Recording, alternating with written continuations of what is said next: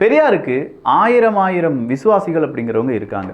இப்போ சீமான் கை வச்சிருக்கிறது எங்கே அப்படின்னு பார்த்தீங்கன்னா, திராவிட கூட்டம் இருக்குது பார்த்தீங்களா, குறிப்பாக திமுகவினுடைய ஒரு கோர்னு ஒன்று இருக்கும் பார்த்தீங்களா, அங்கே கை வச்சிருக்கார். அதனால தான் எல்லாருமே பதறாங்க. ஈவன் இன்னைக்கு திருமாவளவன் அவர்கள் ஒரு வார்த்தையை சொல்லியிருக்காங்க, சீமான் செய்வது ரொம்ப ஆபத்தான அரசியல், இதுவரையிலும் யாருமே தமிழ்நாட்டில் அப்படி ஒரு அரசியலை செய்ததே கிடையாது அப்படின்னு சொல்கிறார். எடிட்டர் அந்த வீடியோ கிளிப்பை மட்டும் போட்டு விடுங்களேன். அவருடைய போக்கு தமிழ்நாட்டு மக்களுக்கு நேர் எதிரானதாக இருக்கிறது. மிகவும் ஆபத்தான அரசியலை அவர் பேசுகிறார். ஆபத்தான அரசியலை சீமான் செய்கிறாரா அப்படிங்கிற கேள்விக்கு தமிழ்நாட்டு மக்களுக்கு நேர் எதிராக நிற்கிறார் சீமான் அவர்கள் அப்படிங்கிறது தான் திருமாவளவன் அவர்களுடைய கருத்து. தமிழ்நாட்டு மக்களுக்கா? அப்படி நீங்கள் சொல்லியிருக்க கூடாதே. நீங்கள் சொல்லியிருக்க வேண்டியது என்ன? திராவிட மக்களுக்கு நேர் எதிராக நிற்கிறார் சீமான் அவர்கள் அப்படின்னு தானே சொல்லியிருக்கணும். ஏன்னா உங்களுடைய ஐடியாலஜி திராவிடம். ஆனால் இதே திருமாவளவன் அவர்கள் திராவிடம்னா ஒன்றுமே கிடையாது, திராவிட இனம் அப்படின்னு ஒன்று இல்லவே இல்லை அப்படின்னு சொன்னீங்களே சார். திராவிட தேசியம் என்று ஒன்று கிடையவே கிடையாது, அது ஒரு கற்பனை. திராவிட தேசியம் யார் சொன்னது? ஏது திராவிட தேசியம்? இவர்களாக கற்பனை செய்து கொண்டார்கள்.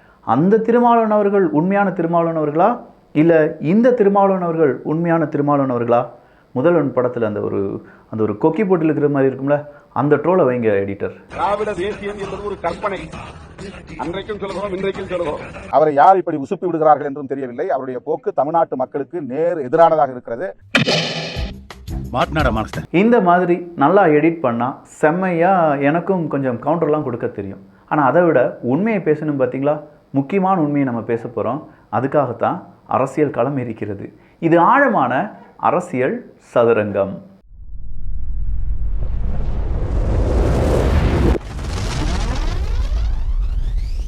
நான் உண்மை தெரிந்தாக வேண்டும் அப்படின்னு சொன்னதற்கான காரணம், மொழிப்போர் அப்படிங்கிறது நம்ம எல்லாருக்குமே தெரியும். தமிழை ஆதரித்து இந்தி திணிப்பை எதிர்த்து இங்கே இறந்தவர்கள், உயிரை மாய்த்தவர்கள் அப்படிங்கிறது ஏராளம் பேர். இது ஒரு நாடகம் அப்படின்னு சொல்கிறதுக்கான காரணத்தை நான் வித் ப்ரூஃபோடு உங்களுக்கு நான் சப்மிட் பண்ண போகிறேன். என்ன நினச்சாலும் சரி, இந்த ப்ரூஃபை நீங்கள் பார்த்த பிறகு அப்படி ஆடி போயிடுவீங்க. ஹிந்தி திணிப்பு எதிர்ப்பு போரினுடைய தளபதியாக பெரியார் இருந்தார் அப்படின்னு சொல்வது, அதற்கு முன்னாடி ஹிந்தி திணிப்பை எதிர்த்தவர்களுக்கு நாம் செய்யும் மிகப்பெரிய அயோக்கியத்தனம். அதற்கு முன்னாடி நிறைய பேர் ஹிந்தி திணிப்பு அதை எதிர்த்திருக்கிறார்கள், எதிர்த்த வரலாறு அப்படிங்கிறது இருக்குது. யாராவது ப்ரூஃப் கேட்டுட்டு வந்தீங்க, ஏகப்பட்ட ப்ரூஃப் இருக்குது. அதனால் அவங்கவுங்களுக்கு தெரிஞ்ச வரலாறு இவ்வளோதான், அதுக்காக இவர் தான் தளபதி, முதல் தளபதி அப்படின்னு சொல்கிறதெல்லாம் ஏற்றுக்கொள்ள முடியுமா என்பதை உங்களிடமே நான் விட்டு விடுகிறேன். இல்லை இதற்கு யாராவது ஒரு நல்ல காணொலியை பதிவு பண்ணுறீங்கன்னா அதை நான் ஷேர் பண்ணுறதுக்கும் தயாராக இருக்கேன். அண்ணே, இந்த வலையொலி மகிழண்ணே உங்கள்கிட்ட நிறைய ப்ரூஃப் இருக்குன்னு எனக்கு தெரியும், ஒரு சின்ன வீடியோ கிளிப்பை மட்டும் தாங்களேன். நாளைய வீடியோவில் உங்களுடைய வீடியோவை நான் இங்கே இணைத்து விடுகிறேன். என் நம்பர் உங்ககிட்ட இருக்குன்னு நான் நம்புகிறேன். இதற்கு காரணம் இருக்குது. இந்த மாதிரியான பொய் பித்தலாட்டங்கள் அப்படிங்கிறது பெரிய அளவில் பரப்பப்பட்டு வருவதால் பெரியார் அவர்கள் நிறைய நல்லது செஞ்சுருக்கார். நான் இல்லைன்னே சொல்லலை, நான் எகெயின் சொல்கிறேன், பெரியாரை எதிர்க்கக்கூடிய மனநிலைமை எனக்கும் கிடையாது. ஆனால் இதெல்லாம் பெரியார் தான் முதலாவதாக செய்தார், இதெல்லாம் செய்தது பெரியார் தான், பெரியார் மட்டும் இல்லை என்றால் அப்படிங்கிற அந்த கூற்று இனி வேண்டாம். அந்த கூற்றை ஓவர் கம் பண்ணுறதுக்கு இப்போ பெரிய ஒரு கூட்டமே வந்துருச்சு. பாருங்களேன், நான் முதலே சொன்ன மாதிரி சீமானவர்கள் பிடித்திருப்பது எங்கே அப்படின்னா திமுகவினுடைய கோரை. அங்கே இருந்து இப்போ ஏகப்பட்ட பேர் சீமானவர்களுக்கு ஆதரவாக மாறி இருப்பார்கள். அதற்கு காரணம் இருக்குது. இதை யாராவது பேச மாட்டாங்களா? இவ்வளோ நாள் பெரியார் அவர்களை பற்றி பேசினாலே ஒரு குரூப் வந்து கடிச்சு வச்சிரும் அப்படின்னு சொல்லி பயந்துட்டு இருந்தவங்க இன்னைக்கு பெரியார் அவர்களை பற்றி உண்மையை பேச வேண்டும், இப்போ பேசலைன்னா எப்போவுமே பேச முடியாது அப்படிங்கிற ஒரு நிலைமைக்கு வந்திருக்காங்க. நிறைய பேர் இதை எப்படி கம்பேர் பண்ணுறாங்கன்னு தெரியுமா? வெளிநாடுகளில் இருக்கக்கூடிய டிபி ட்ரூப்ஸ் எனக்கு அனுப்பின மெசேஜ், பர்சனல் மெசேஜ், நிறைய வாட்ஸ்அப், இன்ஸ்டாகிராம் பக்கத்துலேருந்துலாம் எனக்கு அனுப்பக்கூடிய மெசேஜில் இன்றைக்கி தமிழ்நாட்டு அரசியலை பார்க்கும்போது கடைசி யுத்த காலமாக எங்களுடைய ஞாபகம் வருகிறது அப்படிங்கிறார். நிறைய பேர் அப்படி சொல்கிறாங்க. என்ன கடைசி யுத்த காலத்திற்கும் இப்போது சீமானவர்கள் திராவிடத்தை எதிர்த்து இந்த போருக்கும் என்ன சம்பந்தம் அப்படின்னு கேட்டிங்கன்னா, அந்த காலகட்டத்தில் தலைவர் பிரபாகரன் அவர்களுக்கு ஆதரவாக இருந்தவங்க துரோகிகளாக மாறினார்கள். ஒரு 2 பேரை சொல்லுவாங்க எப்போவுமே. அந்த துரோகிகள் காரணமாக தான் தலைவர் பிரபாகரன் அவர்களும் அவரை சார்ந்திருக்கக்கூடிய படைகளும் வீழ்த்தப்பட்டது. எப்படி வீழ்த்தப்பட்டது அப்படிங்கிறதுலாம் தெரியும்ல. ஒரு காட்டுக்குள்ளே போய் தனிமைப்படுத்தப்பட்டு அங்கிருந்து சுற்றி வளைக்கப்பட்டு ஒட்டுமொத்தமாக வீழ்த்தப்பட்ட அந்த வரலாறு அப்படிங்கிறது நம்மில் யாருக்கும் மறக்க முடியாத வடுவாக இருக்கிறது. அதே மாதிரி தான் இப்போ இங்கே சீமானவர்கள் சொல்லக்கூடிய அரசியலும், அதை சுற்றி இருக்கக்கூடிய நபர்கள் அவரை எப்படியாவது பழிவாங்க வேண்டும் அப்படிங்கிற அந்த குரலுடன் இருக்கக்கூடிய ஏகப்பட்ட துரோகிகள் அப்படிங்கிறத கம்பேர் பண்ணி பார்க்குறாங்க. ஏகப்பட்ட பேர் சீமான் அவர்களுக்கு எதிராக இருந்தாங்க, நிறைய விமர்சனங்கள் இருந்துச்சு. இன்னைக்கு எல்லாருமே என்ன சொல்ல ஆரம்பிச்சிட்டாங்க, சீமான் அவர்களுக்கு சப்போர்ட் கொடுக்கணும், எப்படியாவது தமிழாக நம்மளை ஒன்றிணைய வேண்டும், தமிழா திராவிடமா அப்படிங்கிற போர் வந்து விட்டது அப்படிங்கிறாங்க. இந்த இடத்துக்கு வந்து நிப்பாட்டியிருக்கீங்க திமுக. நல்லா புரிஞ்சுக்கோங்க, இவ்வளோ நாள் சீமான் அவர்கள் ஒரு பொருட்டே இல்லை எப்படி நீங்கள் சொல்லிட்டு இருந்தீங்க. இன்னைக்கு சீமான் அவர்களுடைய கட்சியிலிருந்து 3000 பேர் வந்து திமுகவில் சேர்வதை முதலமைச்சர் வரவேற்கிறார், துணை முதல்வர் வந்து நிற்கிறார் அப்படின்னா எவ்வளோ இம்பார்ட்டண்ட்டாக ஒரு கட்சி வளர்ந்து இருக்கிறது அப்படிங்கிறத நீங்களே பார்த்தாக வேண்டும். தமிழக மக்களும் நீங்களும் இதை பார்த்து தான் ஆக வேண்டும். ஏன்னா இவ்வளோ பெரிய இம்பேக்ட் அது கொடுத்துருக்கு. இவ்வளோ நாள் என்டிகேவா அதெல்லாம் ஒன்றுமே எங்களுக்கு பெருசே கிடையாதுன்னு சொல்லிட்டு இருந்தவங்க இன்னைக்கு என்டிகே வர்சஸ் திமுக அப்படிங்கிறது ஈரோட்டினுடைய இடைத்தேர்தல் பிரச்சனையாக மாறி நிற்கிறது. ஐயோ, இதில் காமெடி பண்ணுறதுக்குனே கொஞ்சம் பேர் வந்துடுவாங்க. ஈரோடு தேர்தல் பிரச்சாரத்தில் சீமானை விரட்டி அடித்த மக்கள் அப்படின்னு சொல்லி அக்கா சுந்தரவல்லி அவர்கள் ஒரு ட்வீட்டை பதிவு பண்ணியிருக்காங்க. நானும் போய் தேடி பார்த்தேன். விரட்டி அடிச்சிருக்காங்க. ஆனால் சீமான் அவர்களை அடிக்கலை, அடித்ததே சீமான் தான். சீமான் அவர்கள் போட்டு புரட்டி எடுத்திருக்காரு. சுந்தரவல்லி அக்காவை கிடையாது, சுந்தரவல்லி அக்காவினுடைய தந்தை பெரியார் அவரை போட்டு புரட்டி எடுத்திருக்காரு. வாய திறந்தால் இது பெரியார் மண். எது பெரியார் மண்? இது பெரியார் மண் அல்ல, எங்களுக்கு பெரியாரே ஒரு மண் தான். அடுத்த பக்கமாக இருக்கக்கூடிய சாட்டை துரைமுருகன் அவரை நம்ம ஏகப்பட்ட விதத்தில் கண்டித்து எவ்வளோ வீடியோ போட்டிருக்கோம். ஆனால் அவர் சொல்ல சில விஷயங்கள் இருக்குது. இன்னைக்கு இந்த பிக்காளிப்பை அப்படிங்கிற ஒரு மேட்ரை ஊடகங்கள் வேற மாதிரி டைவெர்ட் பண்ணாங்க. முக்கியமாக ஒரு ஊடகம் புதிய தலைமுறைன்னு தோணுது, அந்த ஊடகம் என்ன செஞ்சிட்டாங்கன்னா இந்த வார்த்தை பேசப்படும் போது பீப் போட்டுட்டாங்க. பிரபாகரனோட இருந்த புகைப்படம் வந்து ஒரு பிக்காளிப்பை அவனை போய் பிரபாகரனோட இருந்த புகைப்படம் வந்து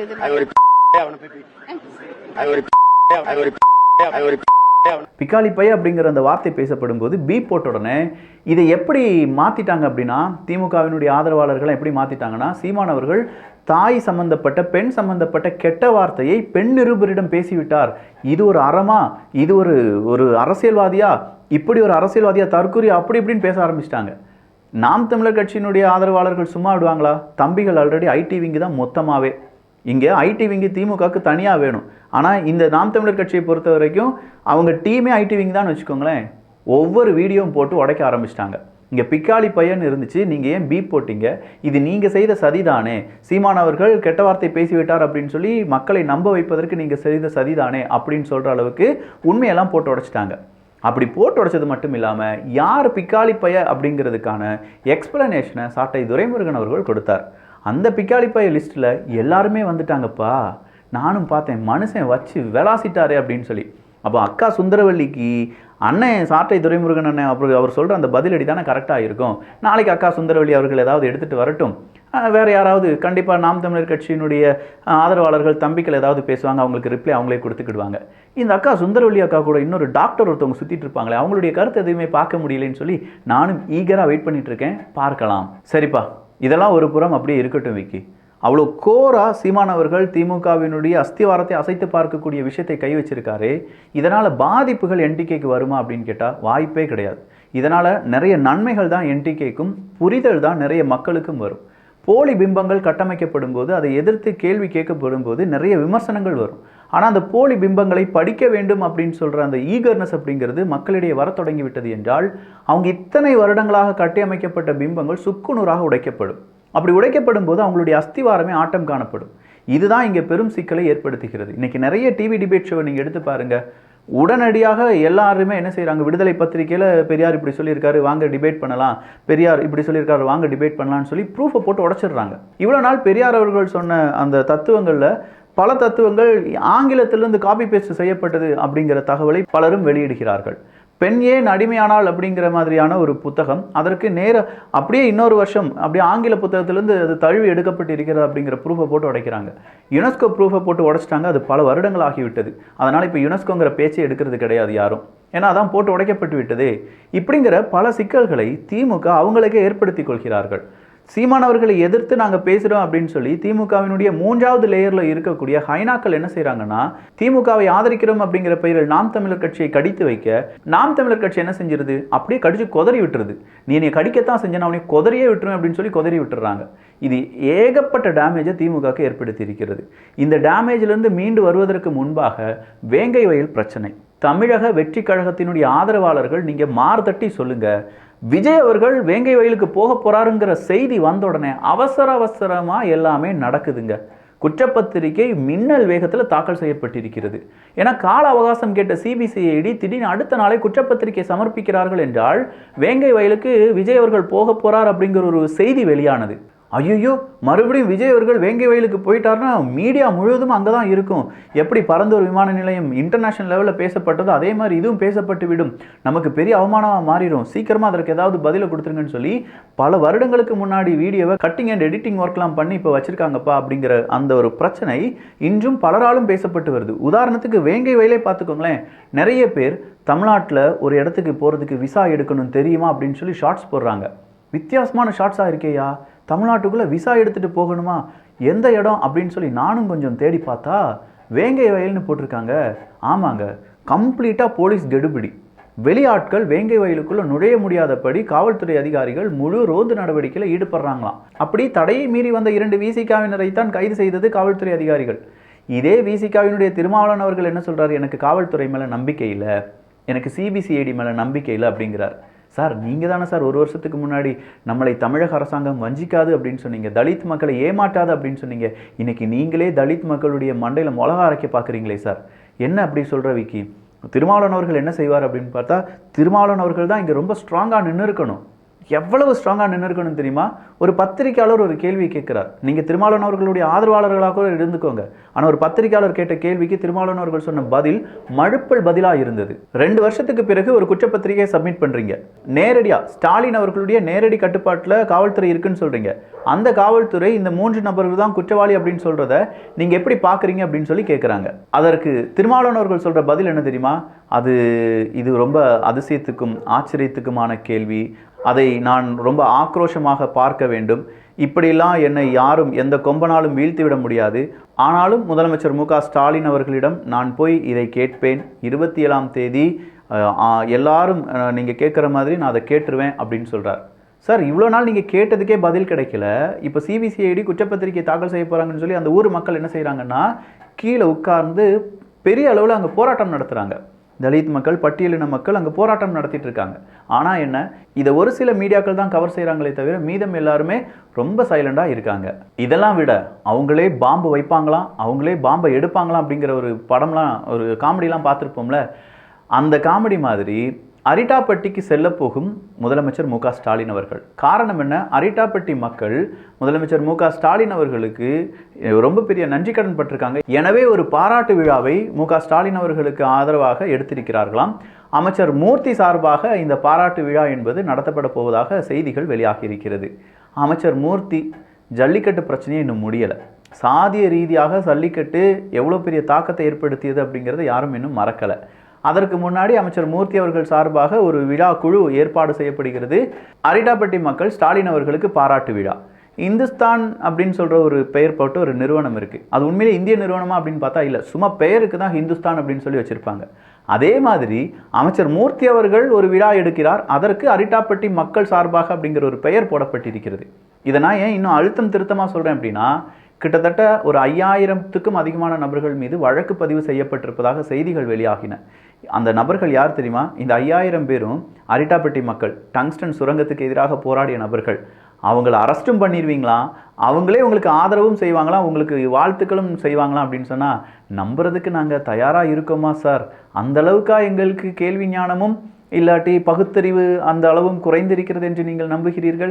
முடியலை சார், முடியலை. சரி, நான் ஒரு ப்ரூஃபை காண்பிக்கிறேன் அப்படின்னு சொல்லியிருந்தேன்ல. மொழிப்போர் அது எவ்வளோ நாள் ஆச்சு, எத்தனை வீரர்கள் இதற்காக உயிர் தியாகம் செய்திருக்கிறார்கள் அப்படிங்கிறதுலாம் நமக்கு தெரியும். இன்றைக்கி ஒரு செய்தி வந்திருக்கு. மொழிப்போரை பயன்படுத்தி ஆட்சிக்கு வந்த திமுக இப்போதுதான் மொழிப்போர் தியாகியின் குடும்பத்துக்கு வீடு கட்டி கொடுக்க முடிவு செய்திருக்கிறது. 70 ஆண்டுகள் என்ன செய்தீர்கள்?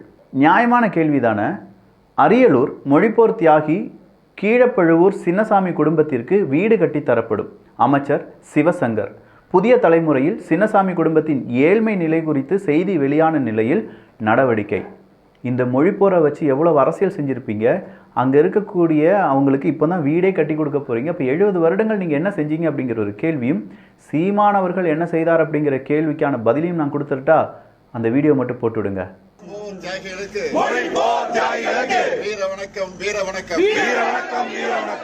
வீர வணக்கம், வீர வணக்கம். சார், இந்த வீர வணக்கம்லாம் நாம் தமிழர் கட்சி தானே செய்வாங்க. வேறு வழி இல்லைப்பா, எங்களையும் செய்ய வச்சுட்டாங்க. மு.க. ஸ்டாலின் அவர்கள் போட்ட வீர வணக்கம் தான் இந்த வீர வணக்கம். இதை விட பெரிய ப்ரூஃப் வேணுமா? நல்லதை பகிர்ந்து நல்ல சமுதாயத்தை உருவாக்குவோம். நன்றி, வணக்கம்.